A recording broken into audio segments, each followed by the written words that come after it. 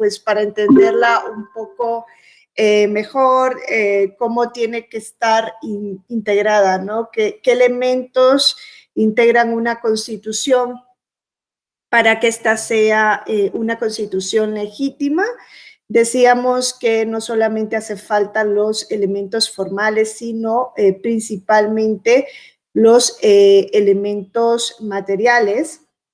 Y dentro de estos destacábamos el valor histórico de la Constitución en el sentido de que nace como un límite para el ejercicio del poder, ¿no? Esto es lo principal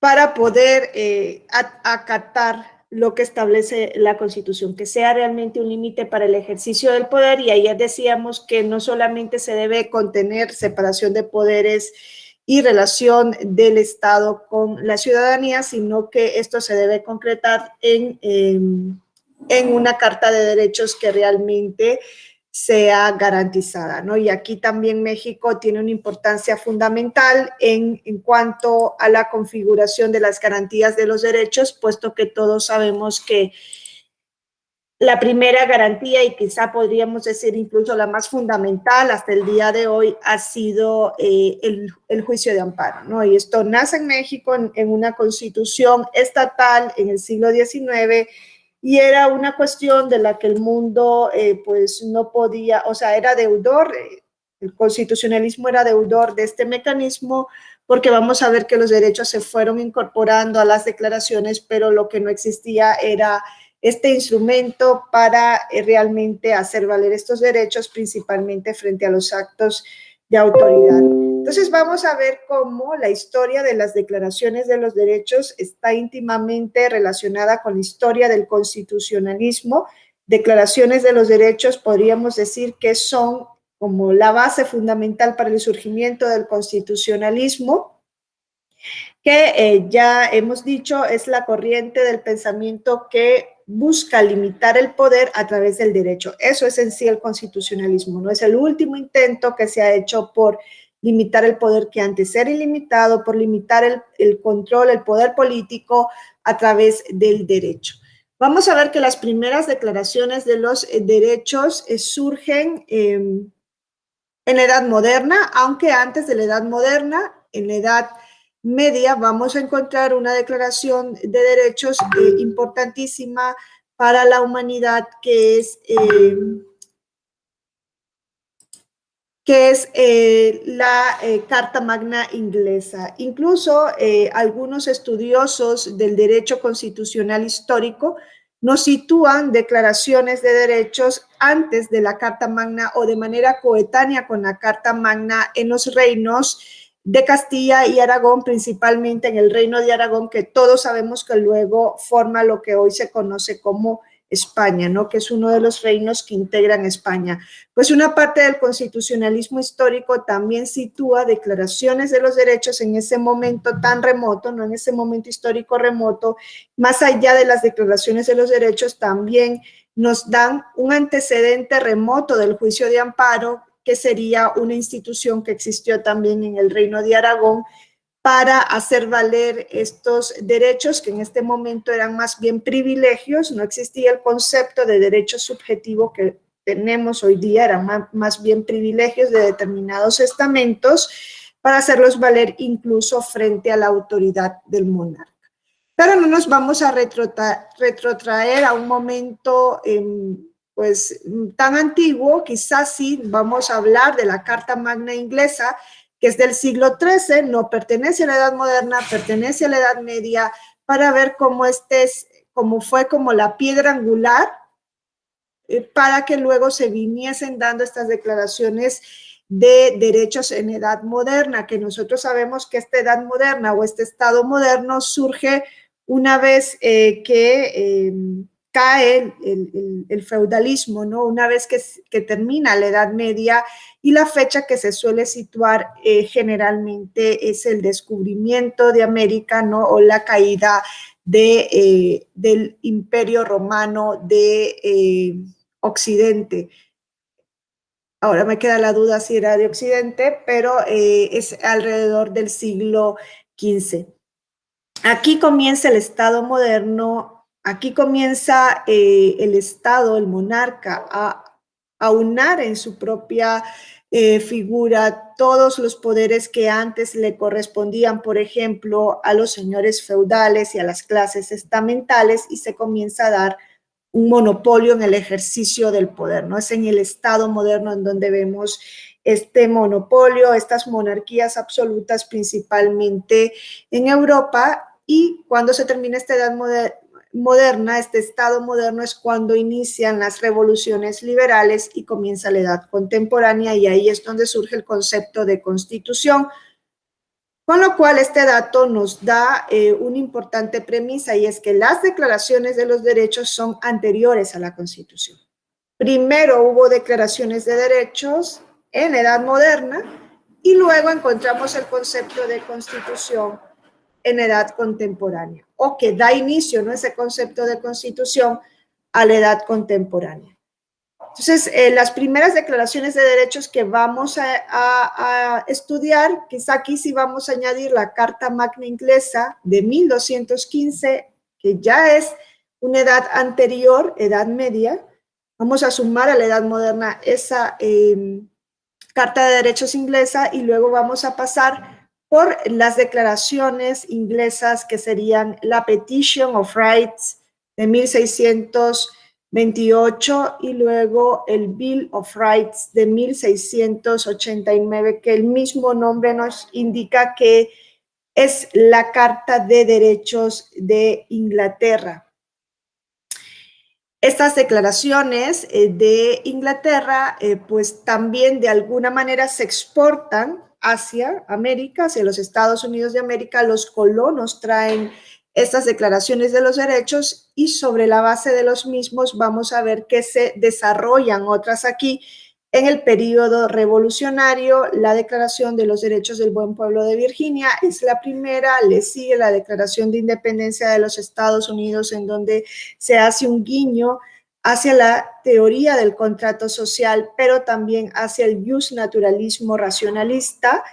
Y luego vamos a ver que la Constitución de los Estados Unidos de América particularmente no tuvo una Carta de Derechos, nace sin una Carta de Derechos. Yo les decía ayer, si ustedes van y leen la Constitución de los Estados Unidos de América, se van a encontrar con 7 artículos. Es una Constitución sumamente escueta, reducida, como debe ser una Constitución. Una Constitución nos tiene que dar parámetros, normas generales, ¿no? Generalmente las constituciones están escritas de una manera abstracta para permitir que dentro de los principios o valores que ella regula se puedan ir introduciendo las regulaciones acordes al momento social, económico y político de un Estado. Lo que no debería suceder, porque es más peligroso, es que una constitución esté excesivamente reglamentada. Ustedes lo ven en el caso mexicano. Una constitución excesivamente reglamentada exige que la misma deba ser modificada día sí, día no, porque todo está en la Constitución. Entonces, es imposible ir acoplando la Constitución a las exigencias del cambio moderno o del mundo, ¿no?, moderno, a través de golpes de interpretación, ¿no?, que es lo que debería suceder, y para eso hay tribunales constitucionales. Aquí lo que se ha hecho es a la inversa. Aquí se ha hecho prácticamente de la Constitución no una ley, sino un reglamento. La de los Estados Unidos de América está en las antípodas. Es una Constitución muy general y escueta. Son 7 artículos. En ese momento, en 1787, no, los constituyentes de Estados Unidos de América no vieron la necesidad de incluir una Carta de Derechos, no tuvieron esa previsión. Pero pronto se dieron cuenta de que a su Constitución le faltaba una parte esencial, puesto que prácticamente 2 años después de la Constitución se dio la Declaración de los Derechos del Hombre y del Ciudadano en Francia. 2 años después de la Constitución de los Estados Unidos, los franceses estaban llevando a cabo su revolución. Producto de la revolución surge una Declaración de los Derechos. Esto nos dice algo muy importante, ¿no? Luego de las constituciones, declaraciones de derechos, luego de las revoluciones, declaraciones de derechos. constituciones. Y aquí los franceses, yo les decía ayer en el artículo 16 de esta Declaración de los Derechos del Hombre y del Ciudadano, dicen cuáles son los elementos o pilares fundamentales de una constitución. Yo les decía que ese artículo 16 establece, miren, esa declaración está vigente hasta el día de hoy, forma parte del bloque de constitucionalidad francés. En Francia, ese bloque de constitucionalidad que también existe en México, no incluye a la Constitución, al preámbulo de la Constitución de 1946 y a la Declaración de los Derechos del Hombre y del Ciudadano como su Carta de Derechos.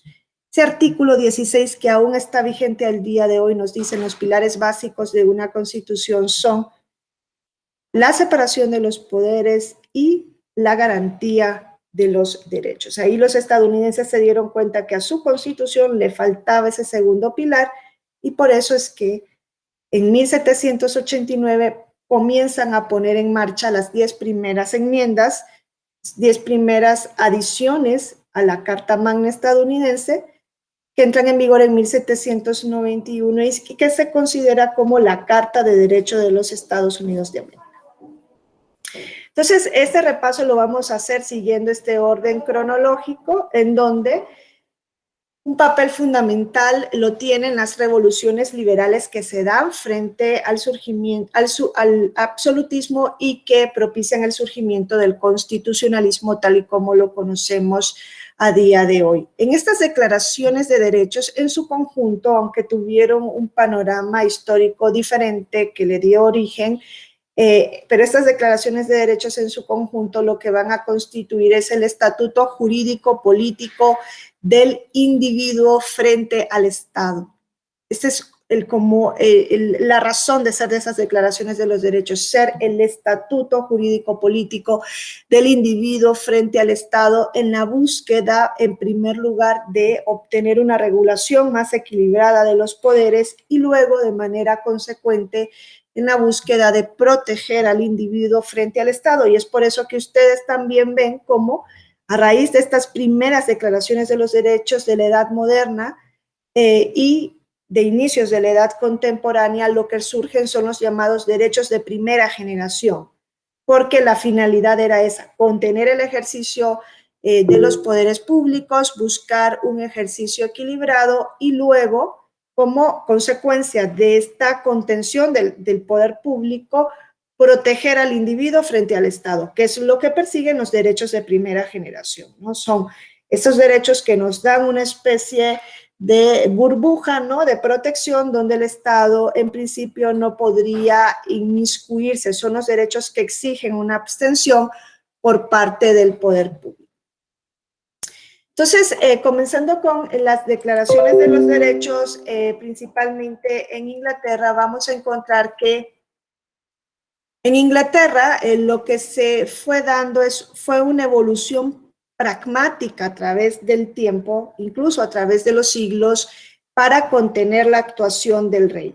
Les decía ayer que en Inglaterra, a diferencia de lo que sucede en el constitucionalismo que nosotros conocemos, ¿no?, en el constitucionalismo escrito, ellos no tienen una constitución escrita. Inglaterra no hay una norma que nosotros podamos ir a revisar donde encontremos los principios básicos del Estado. Todo esto está establecido principalmente a través de las costumbres jurídicas y de los precedentes judiciales. Hay determinadas normas parlamentarias que integran el concepto de constitución, pero no hay una norma escrita. Eso en Inglaterra se fue construyendo a través de los siglos, ¿no? La idea de una supremacía consuetudinaria que se imponía como un límite a la actuación del rey. Como parte de esta supremacía consuetudinaria, ¿no?, de la costumbre, que es lo que ha existido en Inglaterra, ¿no?, una idea de una supremacía y una ley fundamental, pero consuetudinaria basada en la costumbre. Esta idea ha girado en torno a la protección de dos derechos que para los ingleses se consideran fundamentales, que son la libertad y la propiedad. Estos han sido desde siempre los principios básicos de este sistema: protección de la libertad, protección de la propiedad. y vamos a encontrar rasgos fundamentales, ¿no? Que se han ido respetando a través de los tiempos y que han ido consolidando una costumbre social y un respeto por la jurisprudencia emanada por los tribunales, ¿no? Y eso también se transfiere, este respeto de la jurisprudencia emanada por los tribunales se transfiere luego a los Estados Unidos de América. Entonces, esto ha creado particularidades del constitucionalismo inglés que han permitido actuar frente a decisiones del poder público que pretendan sobrepasar los límites establecidos en esta idea de ley fundamental consuetudinaria. Entonces, en Inglaterra partimos de esto. ¿Hay una ley fundamental? Sí la hay. ¿Hay una constitución escrita? No. No tienen eso no ha existido, nunca se ha concretado en Inglaterra. Lo que sí tienen hasta el día de hoy, que viene podemos plantearnos desde el siglo XIII, y incluso desde antes, pero nos vamos a quedar en el siglo XIII porque ahí es donde encontramos la primera declaración de derechos a la cual nos vamos a referir. Lo que ha existido es una idea de una ley fundamental básica para el ordenamiento jurídico que se asienta en la protección de dos principios fundamentales, libertad por un lado, propiedad por el otro, y que han permitido venir creando el andamiaje jurídico político de este país. Entonces, como consecuencia de que en Inglaterra se respetan estos dos principios básicos, es que se fueron creando o emitiendo los denominados bills o cartas, ¿no? Ustedes han escuchado hablar de este concepto de bills, se refiere a una carta de derechos. Y estos bills o cartas han venido a actuar como una especie de límite o contención para la actuación del poder político. Los primeros bills que surgen en Inglaterra se crearon o se produjeron como una especie de pacto entre el rey y determinados estamentos. Y aquí ya nos vamos a ir a la Edad Media, ¿no? Donde existía el señorío feudal, en donde existía una división social en estamentos. Nosotros sabemos, ¿no?, que sobre la base de estos estamentos estaban los siervos, los campesinos, los trabajadores de la tierra. Luego podíamos ir subiendo, escalando en los estamentos y vamos a encontrar a las clases privilegiadas, ¿no? A los estamentos privilegiados, la nobleza y el clero, y por encima o al lado de estos en muchas ocasiones podríamos encontrar al monarca. El monarca no tenía en la Edad Media un poder absoluto porque tenía que compartirlo con estas otras clases sociales, ¿no? Principalmente la nobleza y la iglesia. Es por esto que los primeros derechos, si así le podemos llamar, vamos a utilizar el término derechos de manera coloquial para referirnos a la Edad Media porque pues, la lógica nos indica y la razón que no eran derechos, sino que eran más bien privilegios, ¿no? De unos ciertos, de unos pocos, no de todos, no de toda la población.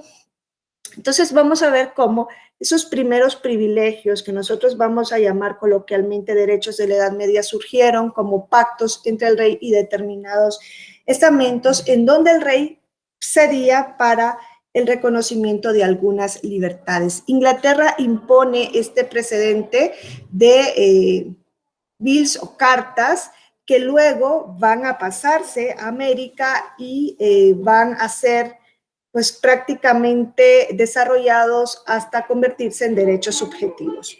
Esas cartas y estas declaraciones de los derechos, pues compartían esta característica que ya les dije de que pertenecían a unos pocos. Una de las primeras cartas, y me atrevería a decir la más importante para el constitucionalismo, principalmente para el constitucionalismo británico, fue la Magna Carta Libertatum de 1215, que ustedes conocen como la Carta Magna de 1215, la Carta Magna inglesa. Es tan importante este texto que incluso esta denominación se ha venido utilizando como un sinónimo de constitución, ¿no? Cuando se refieren a la constitución, muchas veces se le denomina la Carta Magna de un Estado. ¿De dónde surge este concepto de Carta Magna? Pues de la Carta Magna inglesa de 1215. Fue tan trascendental bills o esta carta que incluso da denominación a las constituciones, da nombre a las constituciones. Ahora, ¿cómo surge esta Carta Magna? Yo les digo que surge como un pacto entre el rey y determinados estamentos. Así generalmente surgieron los bills o cartas en la Edad Media, ¿no? Era el rey el que cedía para reconocer, podríamos decir reconocer u otorgar. Quizá en este caso sería más bien otorgar concesiones, privilegios, libertades a determinados estamentos. Digo otorgar porque aquí no existía la concepción afianzada que tenemos hoy día de que los derechos no se otorgan, sino que se reconocen, ¿no? Porque forman parte de la naturaleza del individuo. En ese momento no existía esa concepción. Por tanto, se entendía que el rey, como representante de Dios en la tierra, otorgaba derechos como base de una concesión graciosa, ¿no? De su magnificencia y de su merced o gracia. Entonces, la Carta Magna, que es considerado como el documento originario del constitucionalismo inglés, tuvo su origen en las presiones que la nobleza y la iglesia hicieron en este momento al rey de Inglaterra, que era el rey Juan Sin Tierra. Juan Sin Tierra quería patrocinar una guerra que en este momento estaba sosteniendo en contra de Francia. En esta época, pues lo previsible eran estas luchas entre estos territorios, Francia e Inglaterra, y en este momento el rey inglés estaba sosteniendo una de estas luchas y necesitaba patrocinarla. Entonces va y negocia con la nobleza y la iglesia de Inglaterra y les dice, ok, ustedes quieren que yo les reconozca determinadas libertades, se las voy a reconocer a cambio de dinero. Y así surge la Carta Magna inglesa, como producto de este pacto, de esta prácticamente contrato, de este acuerdo que suscribe el rey inglés de este momento con estos dos testamentos. A estos dos testamentos les interesaba suscribir este pacto porque pues los reyes, los monarcas, se caracterizaban por imponer el pago de tributos, de exacciones arbitrarias y exageradas para patrocinar sus guerras. O sea, necesitaba la corona tener dinero en las arcas y por tanto lo que hacía es mandar a pagar cada vez más impuestos irracionales, desacerbados. ¿Quién creaba los impuestos? El rey. ¿Quién obligaba al pago de los impuestos? El rey a través de sus comisiones o de sus tribunales de excepción, tribunales ad hoc, ¿no? Que hoy están prohibidos por muchas constituciones, incluso por la Constitución de México. Entonces aquí la nobleza y la iglesia dicen, hombre, es que la otra opción es someternos al pago de impuestos arbitrarios por parte del monarca. Mejor negociamos con él, que le vamos a dejar el dinero, pero a cambio del reconocimiento de determinadas libertades. Esto nos dice entonces que los sujetos de derechos de esta Carta Magna inglesa no fueron todos los ciudadanos, no existía ni siquiera la concepción de ciudadanía en este momento, sino que producto del escenario histórico en el que surge, se limita la Carta Magna a limitar o enumerar privilegios de los participantes en esta relación de autoridad propia del feudalismo. Tampoco podemos obviar, pese a que la lectura de este texto nos lleve a reconocer las limitaciones propias del mismo, la influencia que ejerce la Carta Magna en el constitucionalismo, puesto que esta va a asentar un principio que es fundamental. ¿Cuál es? El sometimiento de los gobernantes al derecho, producto de la existencia de una ley fundamental y permanente en Inglaterra, ¿no? Es esa ley fundamental que también suele llamársele a las constituciones leyes fundamentales, ¿no? Pues en Inglaterra, yo ya les decía, esa ley fundamental ha existido desde siempre y ha girado en torno al reconocimiento de dos derechos, libertad y propiedad. Eso es una existencia tradicional que se ha venido dando en este país, que no se ha plasmado en normas escritas, pero que se mantiene hasta el día de hoy. Si ustedes revisan la Carta Magna inglesa, van a encontrar que su artículo principal son 63 artículos. El principal es el artículo 39. Este artículo 39 lo que nos dice es que ningún hombre libre puede ser detenido, encarcelado o privado de sus derechos ni de sus bienes, ni puesto fuera de la ley, ni desterrado o privado de su rango de cualquier otra forma, ni se podía usar la violencia, la fuerza contra él, sino en virtud de sentencia judicial de sus pares y con arreglo a la ley del reino. Ese es el artículo principal de la Carta Magna, es la libertad principal que se reconoce, que se va a traducir en dos garantías fundamentales para el constitucionalismo, incluso para el constitucionalismo del día de hoy. Como vemos, este artículo gira en torno a estos derechos que les digo que son la ley fundamental inglesa, que es la protección de la libertad personal y la protección de la propiedad. Son los dos derechos fundamentales. Y aquí lo que le vienen a decir al rey es, tú no nos puedes seguir privando de nuestra libertad, no nos puedes seguir privando de nuestra propiedad, no nos puedes seguir echando del reino, no puedes usar la violencia del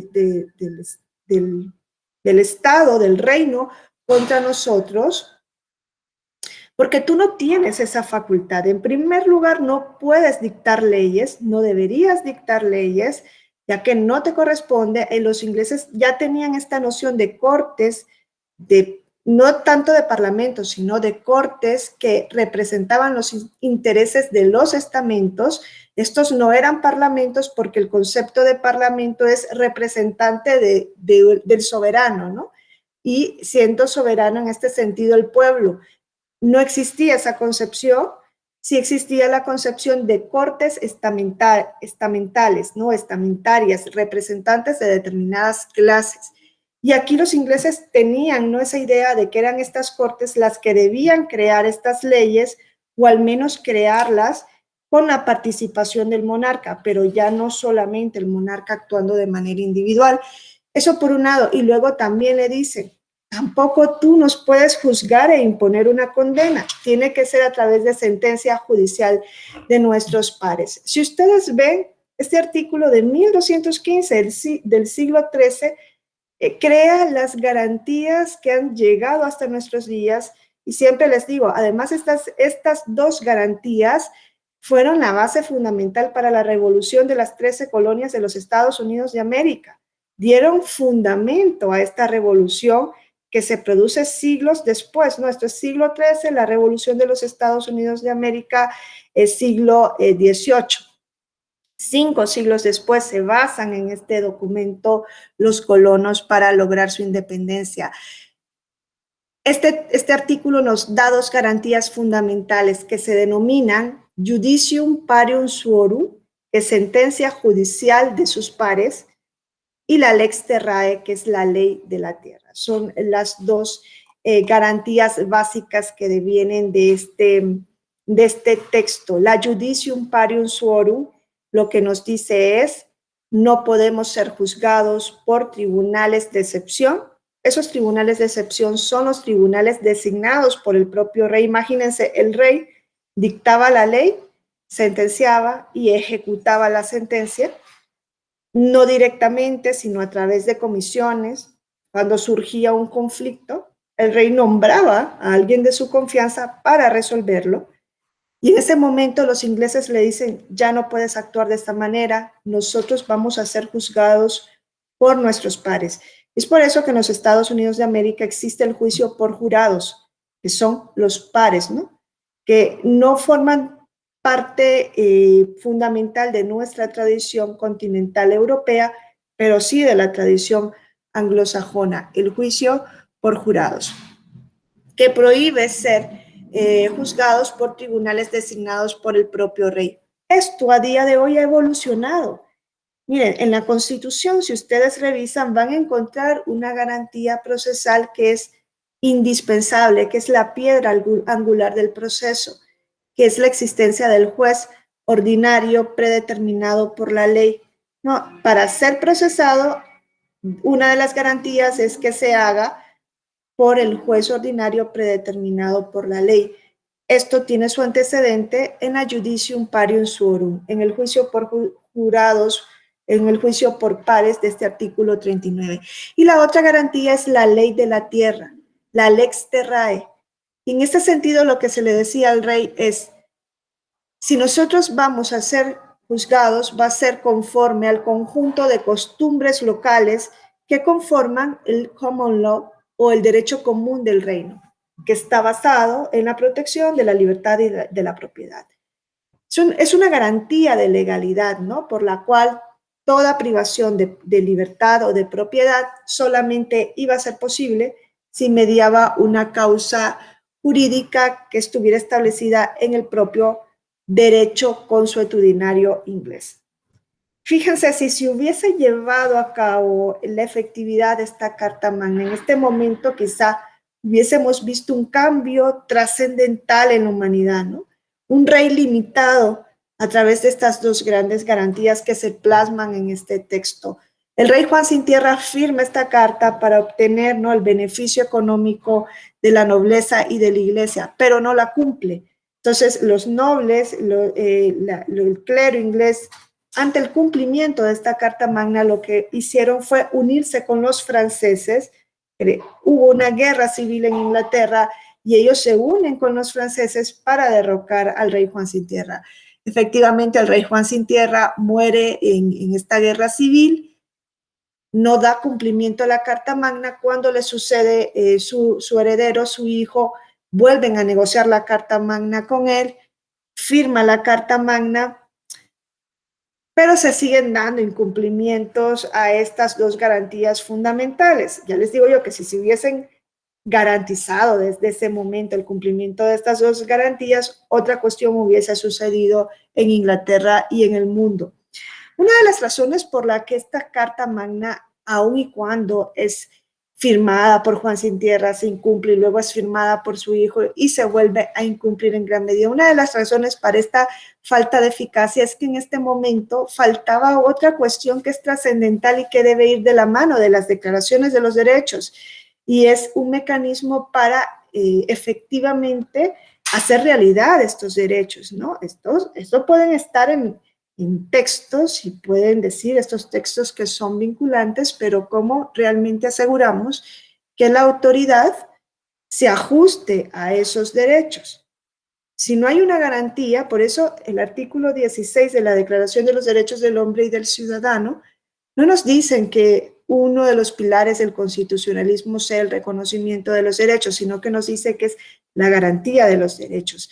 Esto le faltaba a la Carta Magna, una garantía para efectivamente asegurar su cumplimiento por parte de la autoridad pública. Y por eso les decía yo que México es tan trascendental para nuestro constitucionalismo actual, porque México da al mundo una garantía de derechos que hasta 1841 no existía.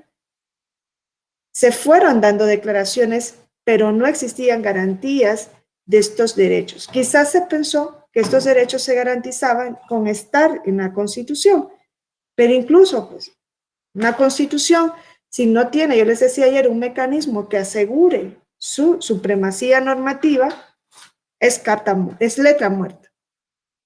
Entonces, por eso la Carta Magna, si bien es trascendental porque nos da estas dos primeras garantías, pues se sigue incumpliendo, ¿no?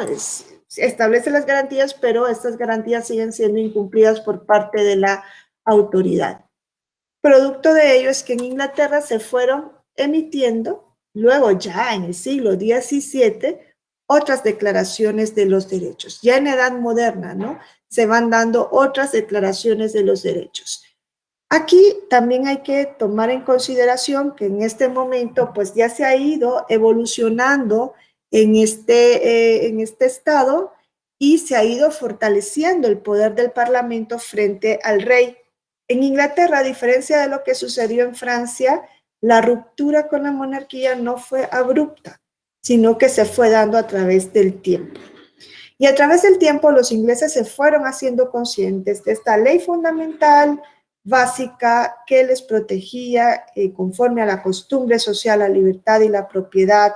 Sabían que desde 1215 había una Carta Magna inglesa que garantizaba la Judicium Parium Suorum y la Lex Terrae, pero no se conformaron solo con eso, sino que además fueron fortaleciendo el Parlamento frente al monarca. Yo les decía que en Europa esto fue también una cuestión trascendental para que la Constitución no fuese norma jurídica sino hasta 1920. En Europa, la salida para ir debilitando a los reyes absolutos fue fortalecer a los parlamentos. Y si el parlamento era el intocable, desde luego la ley también iba a ser intocable y no podía haber un parámetro de control de la ley en la Constitución. Entonces en Inglaterra se fue fortaleciendo el poder del parlamento, pues se pensó en ese momento que el parlamento era la única autoridad capaz de frenar el poderío del monarca, ¿no? Esta era la visión que se tenía. Y por eso vamos a ver que la siguiente declaración de derechos, que es la Petition of Rights, surge precisamente en el seno del Parlamento. O sea, es el Parlamento, ahora no es un pacto entre el rey y determinada parte de la población, ya no existe el sistema feudal, estamos en edad moderna.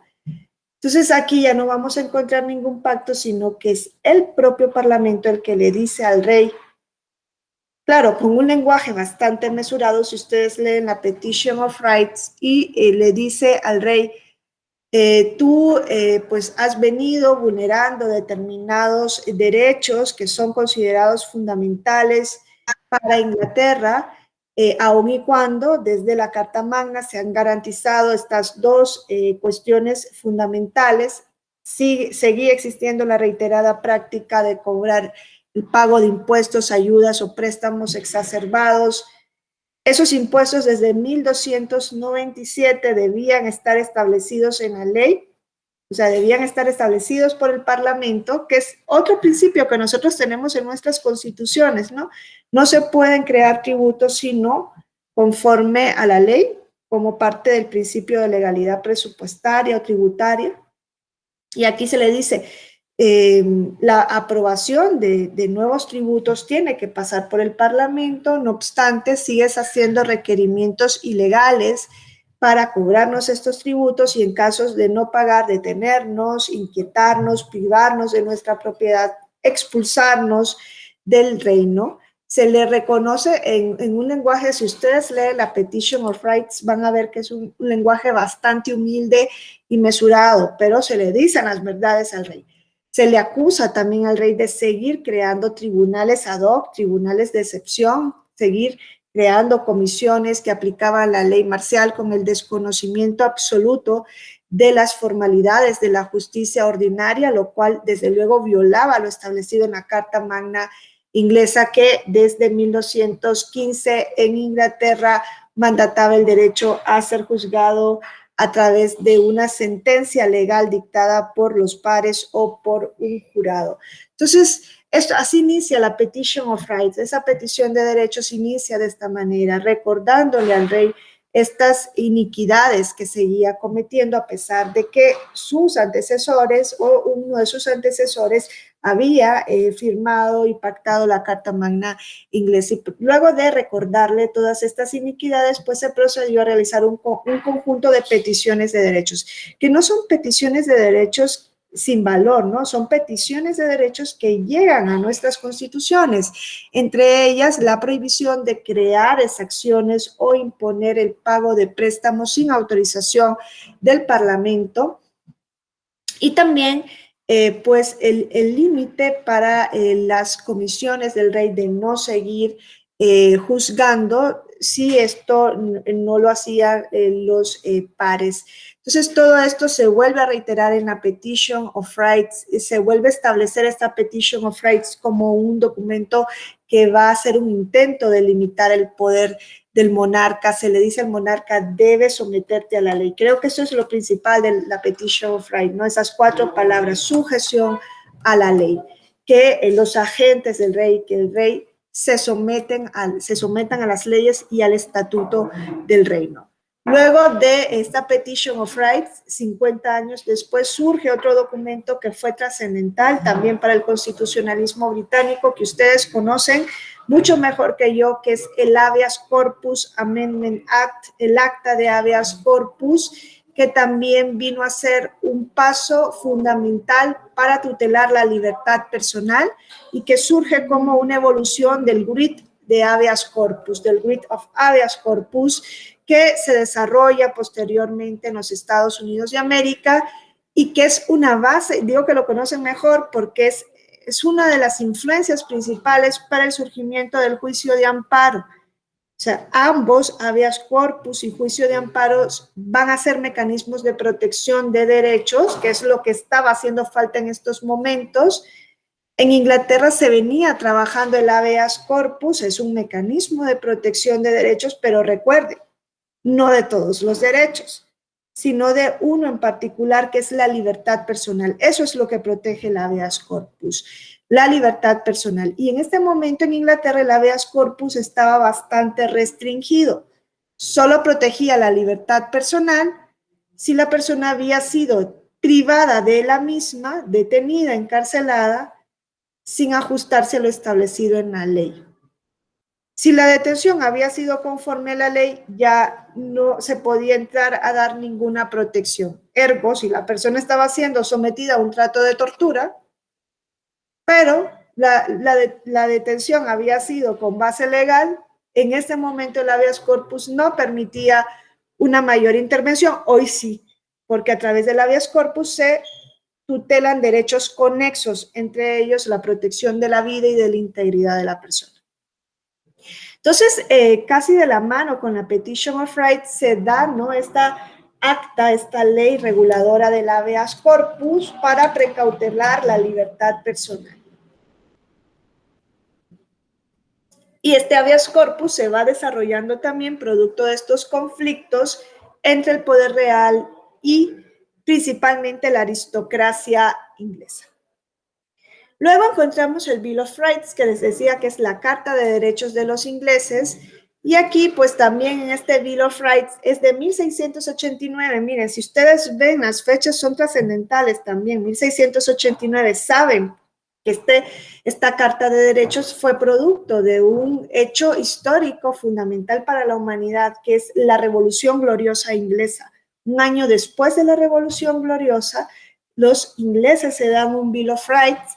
Saben que esta revolución gloriosa tuvo como objeto derrocar, ¿no?, al rey Jacobo II de Inglaterra y pues paliar un poco esta lucha religiosa que se venía dando al interior del reino, ¿no?, esta persecución religiosa en Inglaterra.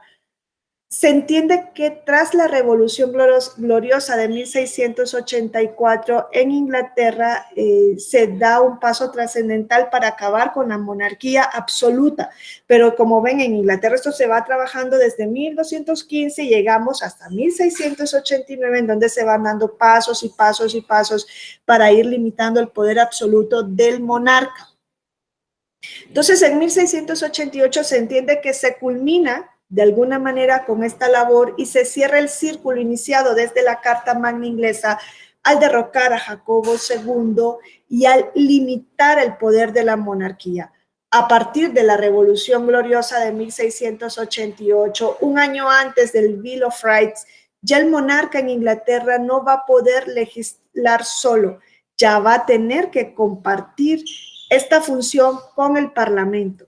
Ya se le reconoce definitivamente al Parlamento esta facultad de ser el representante del soberano y de aglutinar para sí la soberanía, ¿no?, de una manera indirecta, y de legislar. O sea, esto es importantísimo y es trascendental para entender las monarquías, principalmente la evolución de las monarquías en Europa, que luego de ser absolutas pasan a ser monarquías limitadas. Ustedes van a encontrar que también se les da el nombre de monarquías constitucionales. ¿Por qué? Porque comparten la soberanía con el Parlamento. Entonces, producto de esta Revolución Gloriosa, se da esta Declaración de los Derechos que cierra el círculo de declaraciones inglesas que se abre con la Carta Magna Inglesa. Aquí también se le vuelve a decir al rey, no puede seguir abusando, no puede seguir imponiendo multas exageradas, penas crueles e inhumanas. Se introduce este término, ustedes lo tienen en la Constitución, si no me equivoco es el artículo el 20 o el 22, ¿no?, donde se prohíben penas crueles e inhumanas. O sea, es el artículo 22, ¿no? Esto viene del Bill of Rights de Inglaterra y también se le dice al rey de Inglaterra, oye, no puedes seguir manteniendo el ejército no puede permanecer en tiempos de paz sin el permiso del Parlamento. Algo que está muy discutido también a día de hoy, ¿debe militarizarse o no un Estado? ¿Hasta dónde debe llegar el poder de un ejército? Pues en este momento se le dice al rey, este ejército solamente va a poder permanecer en tiempo de paz si así lo autoriza el Parlamento. Y se introduce otra cuestión trascendental, la libre elección de los miembros del Parlamento y la libertad de discurso en el Parlamento, ¿no? Esta inviolabilidad que tienen los parlamentarios por lo dicho, ¿no? En las Cortes. Y eso es lo que nos da Inglaterra. Inglaterra no nos da poco, nos da las bases fundamentales de nuestro constitucionalismo. Eso que tenemos hoy día en nuestras constituciones no es que se levantaron los constituyentes de 1917 o el de 1957 o incluso el de 1824 y tuvieron así una inspiración divina, ¿no? Una experiencia religiosa y dijeron hay que poner todos estos derechos en la Constitución. Esto viene de antaño y es producto de luchas que han venido manteniendo la humanidad frente al ejercicio del poder. Inglaterra nos pone de cara con esta situación. Luego, claro, pasamos a los Estados Unidos de América, ya les decía yo, los colonos en sus primeros cartas o acuerdos constitutivos de compañías, cuando se establecen en el territorio americano, traen estos privilegios, estas libertades, estos derechos históricos ingleses, lo traen consigo, ¿no? Pero también traen otra cuestión que ya se venía desarrollando en la época, en el siglo XVIII, que fue la filosofía racionalista. Ese justnaturalismo racional, la ilustración, la teoría del contrato social. Todo esto lo traen también los colonos. Miren, traen sus derechos históricos, sus libertades históricas, pero también traen la concepción de que los derechos son naturales, le pertenecen al individuo antes de que la ley así lo reconozca. Entonces, todo esto fue un caldo de cultivo para que se diera lugar a la independencia de estos colonos, la independencia de estas 13 colonias de la corona británica. Ustedes saben que lo que motivó, ¿no? El punto para dar lugar a esta independencia fue principalmente la imposición del pago de impuestos. Volvemos casi a lo que estaba pasando en Inglaterra en el siglo XIII, ¿no? Estaban imponiéndole el pago de impuestos exacerbados. Ahora quien imponía el pago no era la corona, sino que era el Parlamento inglés. Esos impuestos, principalmente los del timbre y los del té, detonaron la olla de presión, ¿no? Aquí en América. Los colonos estaban inconformes con el pago de estos impuestos y una de sus primeras vías para demostrar esa inconformidad fue ir ante la corona y decirles, esos derechos que usted, o sea, estos impuestos que ustedes que la corona, que el parlamento nos está cobrando, son derechos ilegales. ¿Por qué? Porque no están cumpliendo con lo establecido en la Carta Magna Inglesa en 1770 y tantos, ¿no? En el siglo XVIII, estas personas se retrotraen a 1215 y le dicen en la Carta Magna Inglesa, que es parte de nuestro constitucionalismo, se establece que todo lo que nos vaya a vincular debe estar establecido en la ley, la lex terrae, ¿no? Y esos impuestos que nosotros estamos pagando, si bien tienen un origen en una ley parlamentaria, nosotros no tenemos representación en ese parlamento, ¿no? Entonces, lo que decía la Carta Magna Inglesa es que, pues, para que te vinculara, para que una norma tuviese un efecto vinculante, esta norma debía pertenecer a la ley de la tierra, ¿no? Y esto significaba que la pertenencia a la ley de la tierra se traducía, ¿no? Esta pertenencia a la ley de la tierra en que esta norma debía pertenecer al derecho común. Y aquí lo que decían estos colonos es, nosotros no tenemos representación ante el Parlamento y por tanto esa ley que ustedes están dictando no es ley de nuestra tierra. Claro, lo que les respondió la corona es, Está el principio de soberanía del Parlamento y ustedes tienen una representación virtual en el mismo, a través de los diputados de la metrópoli. Que ustedes no lo eligieron, pero sí tienen una representación. Y les cerraron la puerta para llevar a cabo sus pretensiones por esa vía. Y es ahí donde los colonos ingleses en los Estados Unidos dicen, ok, no nos podemos ir a defender a través de nuestras libertades históricas, entonces tenemos que buscar otra solución. Y ahí trajeron a colación de que los franceses y también los ingleses estaban hablando de este justnaturalismo racionalista de la Ilustración, de la existencia de derechos anteriores al Estado y que le pertenecían a la persona por ser persona, ¿no? Entonces recurrieron a esta justificación justnaturalista. Si ustedes se fijan, la justificación justnaturalista, el justnaturalismo está basada en una visión antropocéntrica.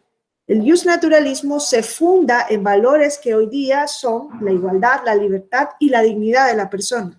Es que el justnaturalismo, según el neoconstitucionalismo, es la base, la piedra angular para que hoy podamos hablar de dignidad. En ese momento histórico se decía, y en este momento histórico concreto, los colonos ingleses en los Estados Unidos decían, nosotros no podemos seguir siendo objeto de estas presiones, seguir pagando estos impuestos exacerbados. Miren, es que el pago de esos impuestos, si ustedes lo revisan, no solamente se traducía en esta erogación que tenía que realizar monetaria, ¿no? Un individuo, sino que además a raíz del pago de estos impuestos, a raíz de la imposición de pagar estos tributos exacerbados, se crearon cuestiones totalmente violatorias a lo que hoy conocemos, por ejemplo, como la inviolabilidad del domicilio o de los documentos. Vinieron reglas desde Inglaterra a los Estados Unidos, bueno, las colonias que decían, miren, si hay sospechas de que una persona ha introducido en el territorio americano una mercancía que no ha pasado por aduanas, cualquier autoridad puede entrar al domicilio de esta persona, requisarlo, revisarlo, no necesita de una autorización judicial previa, puede revisar sus documentos, puede entrar a su domicilio y obtener las pruebas para demostrar que esta persona ha incumplido con su obligación de pasar las mercancías por aduanas y pagar impuestos. Esto dio lugar también a la revolución de los Estados Unidos de América. Era una flagrante violación de derechos. Y hoy día esto ha llegado hasta el día de hoy con la exclusión de la prueba ilícita. O sea, fíjense, esta práctica, una vez que ya los Estados Unidos se independizan, se dan su constitución, sus primeras enmiendas, esa práctica está prohibida en las enmiendas de la Constitución. ¿Por qué? Porque eran pruebas obtenidas a raíz de la vulneración de derechos que en su concepción eran derechos, en esta concepción justnaturalista antropocéntrica, eran derechos que le correspondían a la persona antes de estar reconocido por el Estado en la ley. Esa exclusión de la prueba ilícita, esa regla de la exclusión de la prueba ilícita que luego es desarrollada, ¿no?, por la Suprema Corte, tiene su base fundamental en la enmienda, en la cuarta y quinta enmienda de la Constitución de los Estados Unidos de América. Entonces, no son cuestiones sin trascendencia, son cuestiones completamente trascendentales. Sin todas estas actuaciones, sin todos estos presupuestos, no tendríamos las constituciones que hoy tenemos. Entonces, los ingleses establecen el principio de soberanía parlamentaria, establecen el papel de esta institución como defensora de los derechos individuales. Pero en Norteamérica se percibe al Parlamento inglés como el principal traidor y amenaza de los derechos fundamentales. Y es por eso que yo les decía que Estados Unidos da un paso fundamental desde su primera constitución y dicen, esta constitución producto del soberano, porque también Estados Unidos nos da otro concepto indispensable para nuestro constitucionalismo, que es el de soberanía popular. Francia no nos habla de soberanía popular, Francia habla de soberanía nacional, luego evoluciona a soberanía popular, o luego hoy día, y esos dos conceptos pues no tienen una diferencia fundamental, pero en ese momento sí, los Estados Unidos son los primeros que nos hablan de soberanía popular.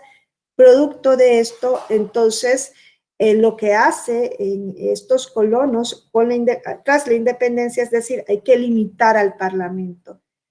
y hay que limitar al Parlamento con una norma que sí se va a dar directamente el soberano, que es el pueblo, que se va a llamar Constitución. En ese momento no previeron que la Constitución debía tener una Carta de Derechos. 2 años después sí la incorporan con estas primeras 10 enmiendas, pero vemos todos estos pasos que nos dan los Estados Unidos. Fíjense, cuando se dan su primera Carta de Derechos a través de estas primeras 10 enmiendas, los estadounidenses dan un paso fundamental, y es que nos ponen de frente con una nueva categoría de derechos, que son los derechos fundamentales. Esos derechos no van a estar en cualquier ley. O sea, esos derechos no van a estar en una ley del Parlamento como lo fue el Bill of Rights o la Petition of Rights, que eran leyes parlamentarias, ya no eran pactos entre el rey y la ciudadanía y la población, ¿no? No existía el concepto de ciudadanía como existe el día de hoy en este momento. Y los estadounidenses nos dicen, no, no van a estar los derechos en una ley, los derechos van a estar en la propia Constitución. Y eso nos habla de derechos fundamentales, ¿no? Es un concepto que nosotros conocemos. Los derechos fundamentales son los derechos humanos reconocidos en la Constitución o en tratados internacionales.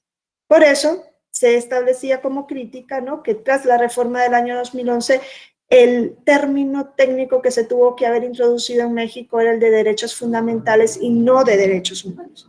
Pero bueno, derechos humanos es mucho mejor que garantías individuales, porque garantías individuales sí es un concepto que en sí mismo se contradice, ¿no? Un derecho no puede ser garantía de sí mismo, y así lo demostraron estas primeras declaraciones, que al no tener una garantía para su cumplimiento, pues eran papel mojado.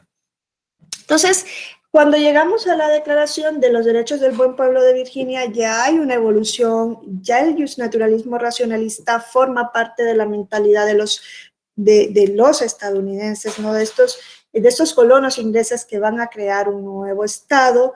Y fíjense, si ustedes leen la Declaración de los Derechos del Buen Pueblo de Virginia, en su artículo primero, esta declaración nos dice que todos los hombres son poseedores de derechos inalienables, de los cuales no pueden ser desposeídos, entre ellos la vida y la libertad. O sea, la Declaración de los Derechos del Buen Pueblo de Virginia hace suyo el justnaturalismo a través de esta palabra, inalienables. Cuando se nos dice que un derecho es inalienable, significa que le pertenece, que va unido, ¿no?, como a la propia piel del individuo, a la esencia del individuo.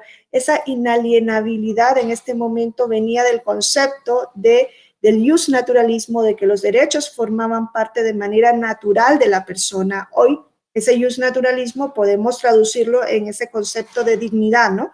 El derecho le pertenece a la persona por su propia naturaleza. ¿Qué es lo que nos dice la dignidad, no?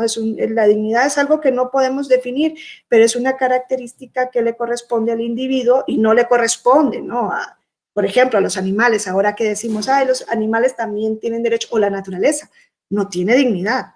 El fundamento de los derechos hoy día de la naturaleza no es la dignidad, pero el fundamento de los derechos de la persona sí es la dignidad.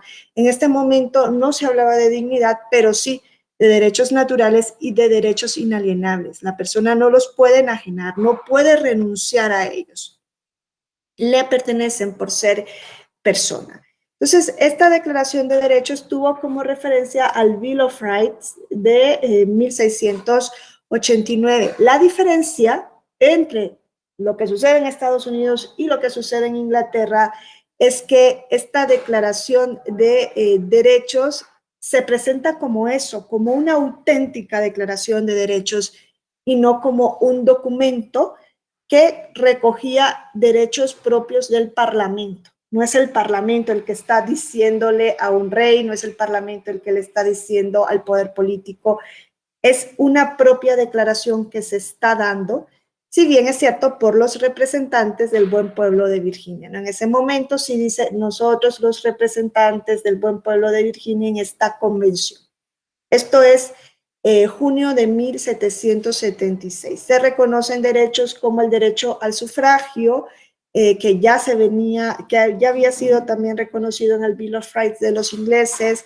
Se reconocen derechos procesales como el derecho a la acusación, el derecho a la defensa.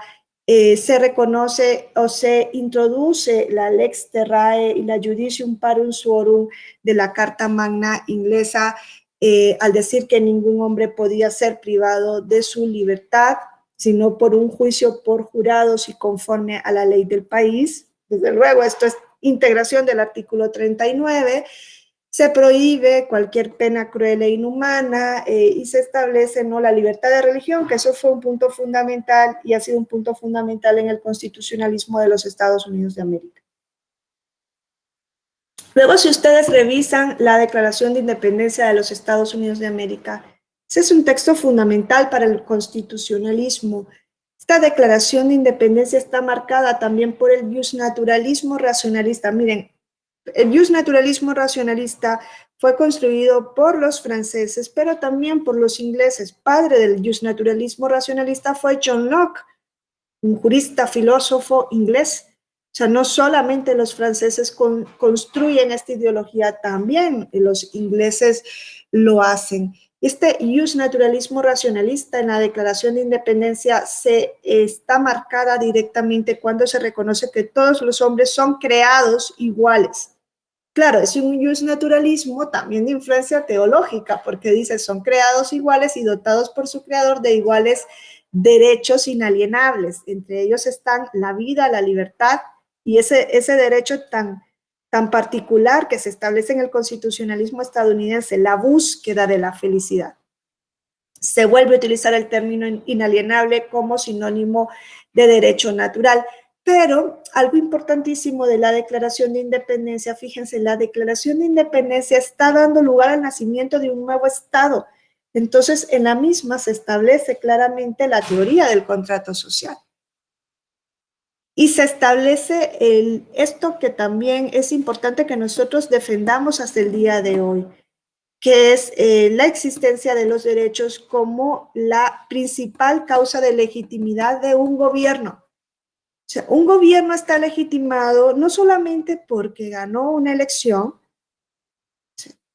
Muchas veces, y yo me acuerdo que estando en España, cuando Venezuela comenzaba a dar este giro, bueno, comenzaba a dar, ya lo había dado, pero se hacía más evidente el giro hacia el autoritarismo de Hugo Chávez, pues muchos constitucionalistas renombrados europeos decían, pero Venezuela es una democracia porque Hugo Chávez llegó al poder a través de un proceso electoral que ha sido periódico, que ha sido libre, eso de libertad entre comillas, que ha sido auténtico, un voto universal y todo lo que teóricamente podamos, con lo que podamos adornar teóricamente una elección.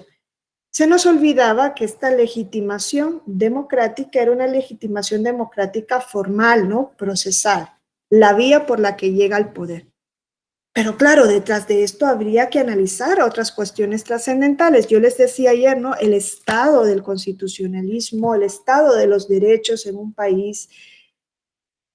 Y es esta segunda cuestión la que debe ser la causa para legitimar a un gobierno. Un gobierno no se puede legitimar únicamente por la vía de acceso al poder, porque por esa regla estaríamos legitimando la dictadura de Daniel Ortega en Nicaragua, que ha llegado al poder a través de unas elecciones en las que concurrió prácticamente solo, ¿no? Eso sucedió en México en 1976, ¿no? Fueron las elecciones donde, si no me equivoco, López Portillo fue solo, pero esto, claro, imagínense, México en ese momento dijo, hombre, ¿cómo estoy quedando entre la comunidad internacional?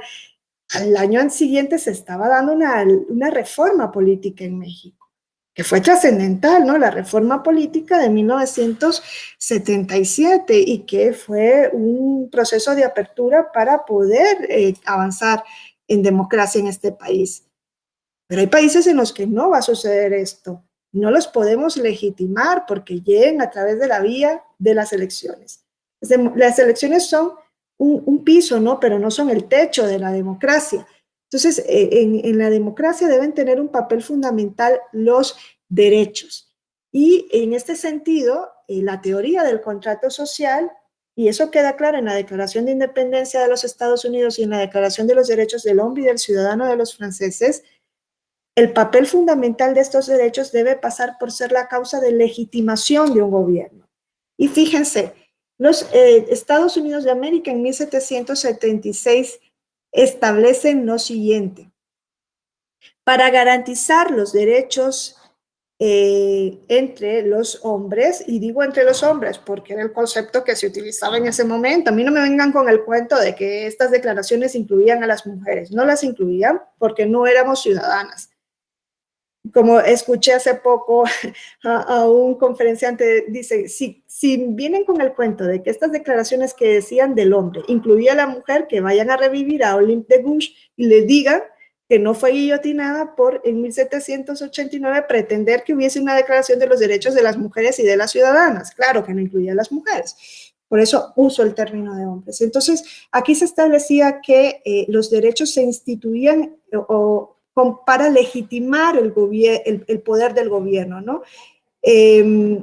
O desde otra perspectiva, un gobierno se va a instituir entre los hombres si sus poderes legítimos derivan del consentimiento de los gobernados. O sea, para que exista un gobierno, debe existir un consentimiento de los gobernados, ¿no?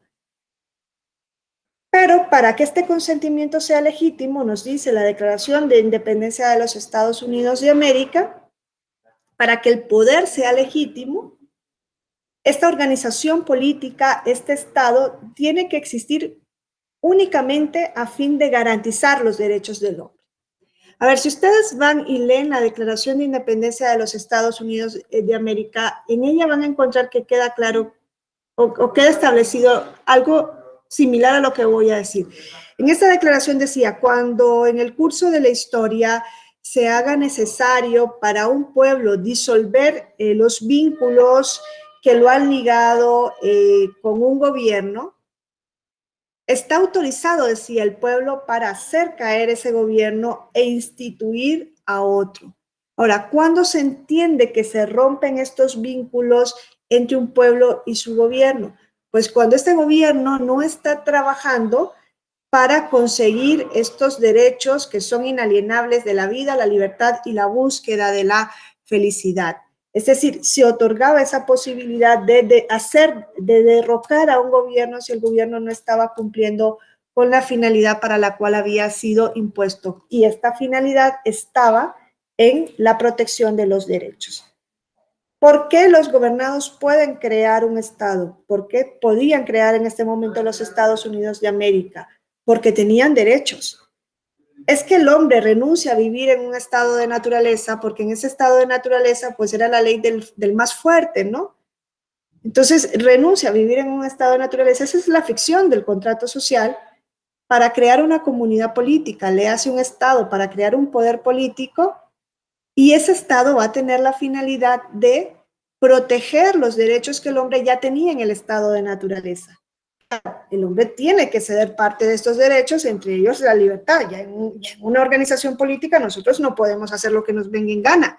Vamos a someternos, ¿no?, a los derechos de los demás y vamos a ver limitada nuestra libertad.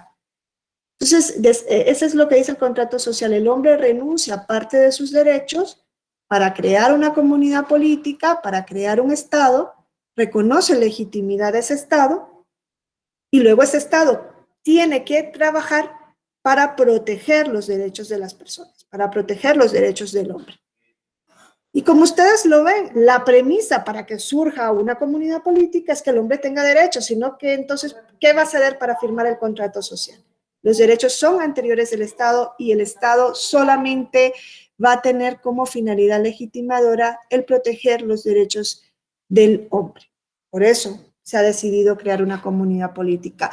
Es aquí donde la Declaración de la Independencia de los Estados Unidos nos pone de frente con esta realidad. Esto se afianza en la Constitución de los Estados Unidos de América. En este texto se destaca la presencia de la teoría del contrato social, que nos dice que el poder reside en el pueblo y que solamente es legítimo el poder de un Estado en tanto que sea consentido por el pueblo. Eso es contrato social, ¿no? En tanto que sea consentido por el pueblo. Y aquí es donde les vuelvo a decir, ¿cuándo consiente el pueblo un poder político? ¿Cuando el poder político gana una elección? No, cuando el poder político está trabajando para proteger los derechos de las personas. Eso es lo que nosotros deberíamos exigirle a un gobierno. No solamente exigirle que cumpla con las formalidades procedimentales, ¿no? También exigirle que cumpla con los derechos. Es que si existe el gobierno es para esto, para garantizar nuestras libertades, pero es lo que no hacemos, ¿no? A nosotros no nos interesa, ¿no? Nos interesa más pelearnos por afinidades políticas, que si este gobierno roba menos que el otro. Parece que tenemos un barómetro, ¿no? De estar midiendo cuánto ha robado uno y cuánto ha robado el otro, y en cuanto uno se entiende que ha robado más que el otro, entonces ya que haga lo que le dé la gana. Por eso tenemos a los gobiernos que tenemos, ¿no? Entonces, la declaración, perdón, la Constitución de los Estados Unidos nos pone de frente con esta situación, pero nos pone de frente con el otro concepto que yo les digo que es trascendental también poner de relieve, que es la soberanía popular.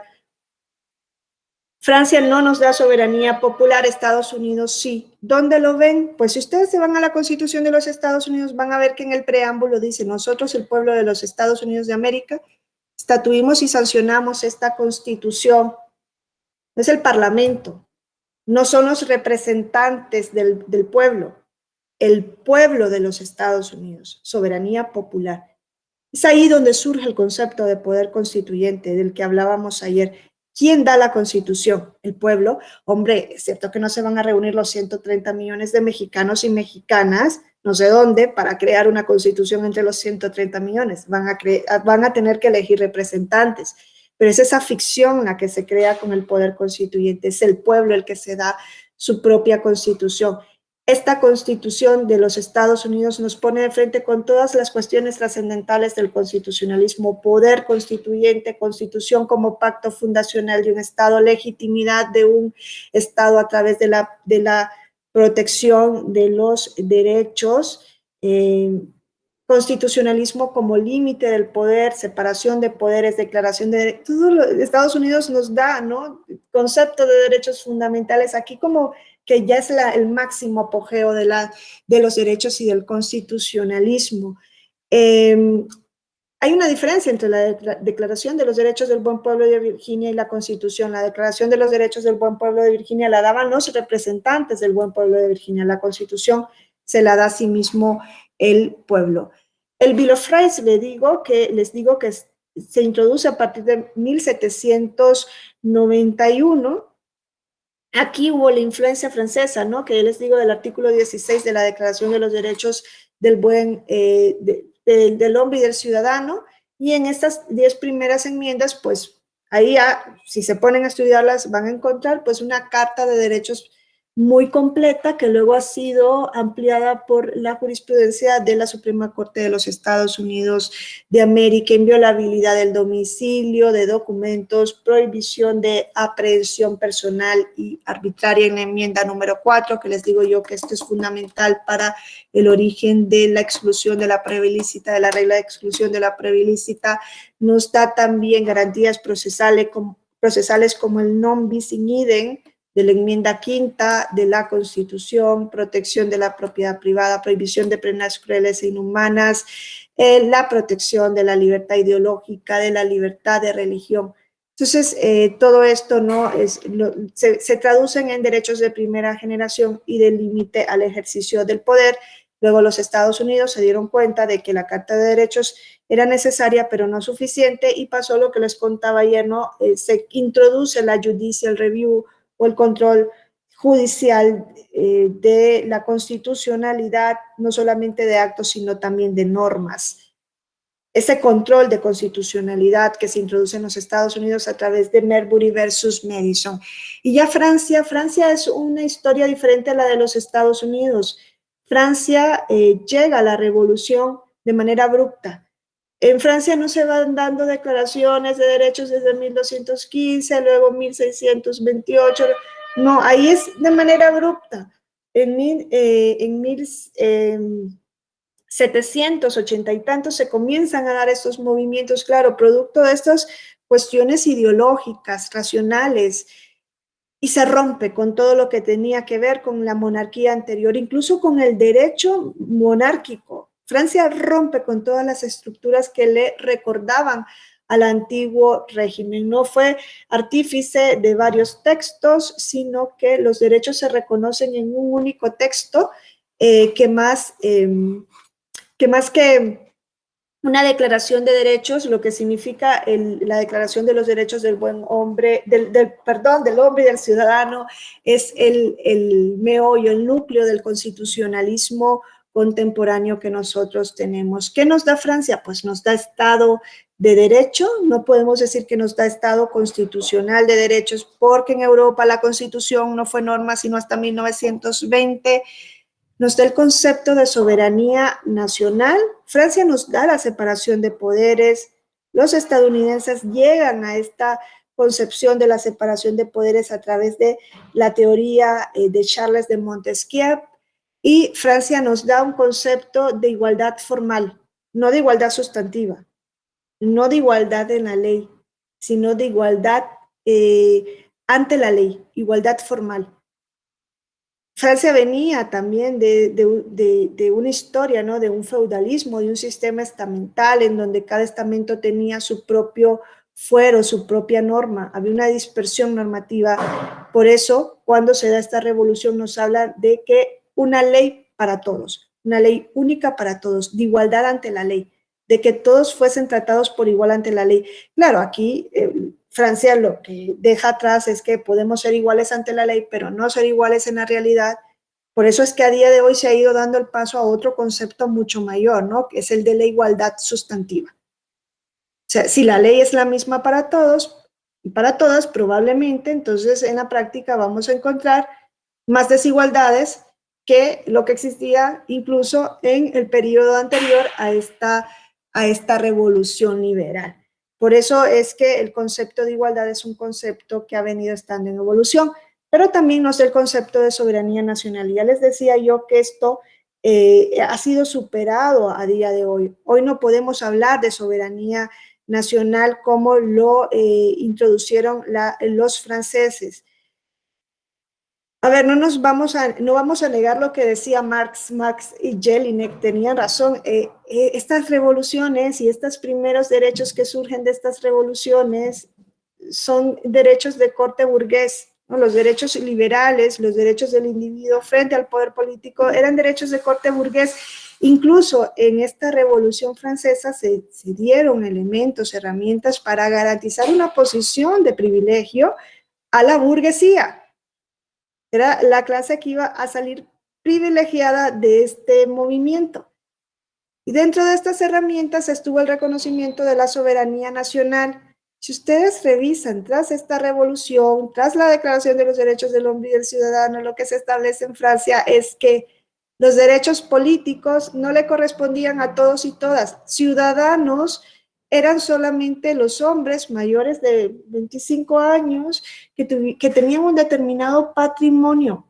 Surge un concepto de sufragio censitario sobre la base de la desigualdad. ¿Por qué? Porque en Francia el soberano era la nación, y la nación es un ente abstracto. ¿Qué es nación? Yo no salgo a la calle y veo personificado el concepto de nación. La nación para los franceses era un ente abstracto que incluía a la población, pero que no era solo la población, que incluía los lazos históricos que unen a la población, que incluía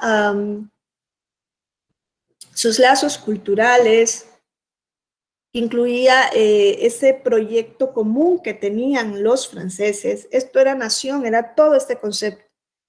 Lo introducen a raíz de las ideas de Sieyès, que fue un también filósofo, un doctrinario de este movimiento revolucionario francés.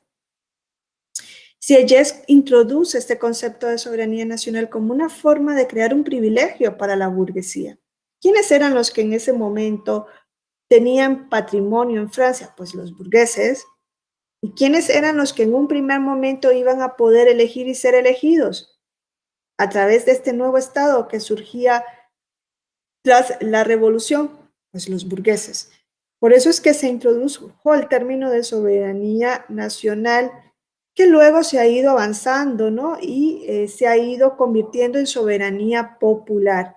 Hoy en Europa no existe esa problemática porque ya soberanía nacional y popular son prácticamente lo mismo. La soberanía popular, ¿qué es lo que implica? A diferencia de la nacional, implica una cierta o una aspiración, que es algo está muy de moda ahora aquí en México, eso de ser aspiracionista. Pues ahí los franceses comenzaron a ser aspiracionistas de la universalidad del voto. Y el sufragio nacional se convierte en popular cuando el voto se comienza a universalizar. Y hablo del voto en sus dos vertientes. Ya no van a votar y ser electos solamente los hombres con patrimonio. El siguiente paso en Francia va a ser que puedan tener derechos de ciudadanía los hombres mayores de edad, con independencia de que tengan o no patrimonio. En los Estados Unidos, si ustedes ven, el concepto que se introduce es el de soberanía popular desde un primer momento. Nosotros, el pueblo de los Estados Unidos de América, aún a pesar de eso, Estados Unidos tampoco se instaura sobre la base de una igualdad. ¿Por qué? Porque quizá en Estados Unidos no hubo ese sufragio censitario. No es que quizá no lo hubo, pero sí se excluía del voto a las mujeres y sí se excluía del voto a las personas afrodescendientes. Estados Unidos también surge sobre la base de una desigualdad y luego se van dando los pasos, bastante lentos por cierto, para universalizar el sufragio, ¿no? En Estados Unidos se comienza a universalizar el sufragio alrededor de 1865, ¿no? Una vez que se había dado la abolición de la esclavitud, y en 1865, si no me equivoco, se introdujo una enmienda a la Constitución en donde se establecía que el voto no podía tener diferencia por cuestión racial. Pero claro, esto se estableció en la Constitución, pero en la práctica no se cumple sino hasta 1960 o casi un siglo después. Y también en 1920 en Estados Unidos se da otra enmienda en donde se reconoce el voto de la mujer, pero claro, la mujer blanca. La mujer afrodescendiente en Estados Unidos seguía teniendo que superar muchas barreras para poder ejercer el voto. En Estados Unidos se habló de soberanía popular, pero no de igualdad. En Francia se habló de soberanía nacional, tampoco se habló de igualdad. En ambos lares se han tenido que venir construyendo esta igualdad con la base de la evolución a través del tiempo, y esta evolución pues no ha sido pacífica, ¿no? Se ha tenido que llevar a cabo movimientos para poder alcanzar estos derechos. Entonces, esta es una clave de lectura también histórica de cómo los derechos son fundamentales para limitar el poder. Es una clave de lectura histórica que nos pone de frente con una cuestión que no podemos seguir soslayando. En la humanidad ha decidido formular los límites al ejercicio del poder político como derechos. Eso fue una decisión que se tomó como derechos. El límite al poder político no se estableció desde las normas, sino desde este concepto de derechos. Y así lo vemos desde 1215, cómo se empezó a limitar el ejercicio del poder en ese entonces de los monarcas a través de declaraciones de derechos, aunque en 1215 lo técnico es hablar de privilegios, libertades que le correspondían a la iglesia y a la nobleza. Luego se ha ido caminando a través de los siglos, los derechos se han ido convirtiendo en una cuestión distinta, ¿no? Hoy hablamos de derechos subjetivos y dentro de los derechos subjetivos hablamos de derechos humanos, de derechos fundamentales, ¿no? Se ha dado este avance en la evolución del tiempo, pero siguen siendo derechos centrados en la persona, centradas en el individuo. Quizá ya no los vemos únicamente como facultades del individuo frente al Estado. Ha habido una evolución posterior, ya les decía ayer, hoy estamos frente a la cuarta generación de los derechos. Por ejemplo, el derecho a la educación o el derecho a la salud no es un derecho que yo esgrimo frente al poder político y le digo, poder político, no puedes actuar, debes abstenerte. Que es así como surgieron los primeros derechos, ¿no? Poder político, te abstienes de actuar. Todo lo contrario, en estos derechos de prestación, yo le digo, poder político actúa, crea escuelas, crea centros de salud, crea hospitales, forma profesores, forma médicos, forma enfermeros, da medicamentos para que yo pueda tener el derecho a la salud, ¿no? Se ha ido evolucionando en el concepto porque se ha ido avanzando en las generaciones de los derechos. Esto tampoco ha sido una cuestión pacífica, ha tenido que demandarse esta evolución, ¿no? Los derechos sociales no surgieron de la nada, no es que un día nos levantamos y dijimos, hace falta cambiar la percepción que decía, no, Marx, burguesa que se tiene de los derechos. Pero lo importante es esto, no ver cómo las declaraciones de los derechos son una condición sine qua non para que se pueda firmar el contrato social, como en la base de un Estado, de una comunidad política, están los derechos. El hombre decide someterse a una comunidad política, decide ceder parte de sus derechos. ¿Por qué? Porque se le ha reconocido previamente como titular de derechos naturales. Si no, ¿para qué el hombre iba a firmar el contrato social? ¿Para qué iba a crear un estado? Mejor me quedaba viviendo en estado de naturaleza, pero claro, dice, hombre, yo soy titular de derechos, voy a ceder ciertos derechos para crear una comunidad política, esto me va a restringir en mi actuación, pero me va a dar una garantía de que en ciertos ámbitos yo no voy a tener que usar la fuerza para vencer. Va a haber un orden, ¿no? Que es lo que debería instituir el Estado. Ahora, el concepto de declaraciones de derechos también nos debe llevar a otra cuestión. El propio término nos dice, son declaraciones. O sea, el Estado no nos está otorgando graciosamente nada, como lo hacía el monarca en 1215. El Estado está reconociendo algo que existe previamente y está reconociendo el presupuesto que es el presupuesto legitimador para su existencia, pero además el límite, o lo que debería ser el límite para la acción misma del Estado. La única finalidad legítima para que surja un Estado es la protección de estos derechos. Eso, con que la Constitución no es solamente forma, sino que es materia, debería ser el pan nuestro de cada día. Quizá no estaríamos involucionando como lo estamos al día de hoy si no hubiésemos olvidado todos estos criterios. ¿Saben? Ningún gobernante está ahí porque es el Mesías ni porque es el representante de Dios en la tierra. Eso es en la monarquía absoluta, de eso ya venimos. Está ahí el gobernante porque está obligado a tutelar nuestros derechos, nuestras libertades. Este debería ser el eje de rotación de todos los gobiernos. El que los derechos sean anteriores al Estado significa que los derechos son anteriores a la Constitución. Es fundamental con la concepción de los derechos, son anteriores a la Constitución. Si ustedes revisan, la mayor parte de las constituciones tienen en su tienen de entrada a la parte dogmática, las declaraciones de los derechos. Esto es algo simbólico. Claro que es algo simbólico. Nos dice que Constitución no es solo separación de poderes, que Constitución es, y lo es incluso antes, declaración de derechos. Revisen la Constitución de México, los primeros artículos que contienen Carta de Derechos, parte dogmática de la Constitución. Bueno, nos dice que la Constitución es, antes que todo, declaración de los derechos. Entonces, pues yo creo que es interesante hacer este repaso. Siempre digo, luego nos metemos en cuestiones más técnicas o más trascendentales, pero si no tenemos la base de la historia, si no sabemos para qué están nuestras instituciones, entonces pues lo recitamos, como recitamos un bonito poema, como cantamos una canción que nos gusta, pero probablemente ni siquiera lo entendemos.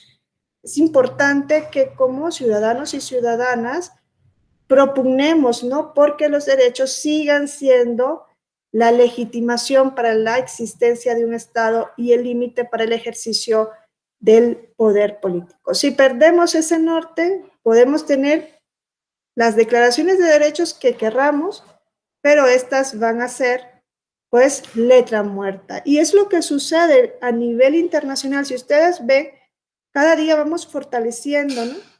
Organismos regionales que tienen cartas de derechos, incluso nos dedicamos, muchos de nosotros, a estudiar, ¿no? Esa parte del derecho, el derecho regional, el derecho internacional de los derechos humanos.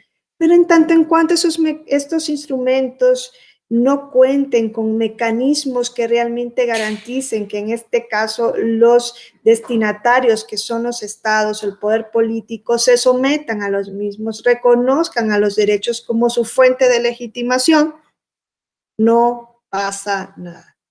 Los estados incumplen y saben que eso no los deslegitima. Siguen siendo estados, siguen teniendo el poder y no pasa nada. Quizás es una diferencia bastante abismal de lo que sucede en la región iberoamericana, bueno, latinoamericana, de lo que sucede en la región europea con sus mecanismos o con su derecho regional, ¿no? De derechos humanos. Europa sí tiene mecanismos para obligar a los estados que no están cumpliendo con los derechos humanos. Y uno de los principales es el económico. ¿A qué no cumples? Pues la Unión Europea te sanciona. ¿A qué no cumples? Pues probablemente no vayas a entrar a la Unión Europea como le ha pasado al caso de Turquía, ¿no? Turquía se ha quedado afuera porque es uno de los estados más sancionados por el convenio por el Tribunal Europeo de los Derechos Humanos. No tiene legitimación para entrar en un organismo como es la Unión Europea, que tiene como finalidad crear, ¿no? Una integración económica de gran potencia, ¿no? De gran calado. Entonces, quizá eso es lo que nos hace falta, declaraciones de derechos, los derechos, límites al poder político, derechos, fuente de legitimación del ejercicio del poder, pero además de esto se necesitan garantías para asegurar que realmente estos derechos sean cumplidos en la práctica. Entonces, yo les quería dejar, ¿no? Estas cuestiones para la reflexión. Luego les voy a pasar un par de textos donde pueden hacer esta revisión, ¿no? De cómo se ha ido andando en esta evolución. Y pues quedo a su disposición por si en algo les puedo ser útil. No duden en referirse a mi persona y en lo que pueda, pues en la medida de lo posible, intentaré, ¿no? Apoyarles en lo que sea necesario. Entonces, creo que lo dejaríamos hasta acá y no sé si alguien quiere intervenir, dejamos estos minutos y si no, pues cerraríamos la sesión y yo les hago llegar la presentación y los textos a través del correo.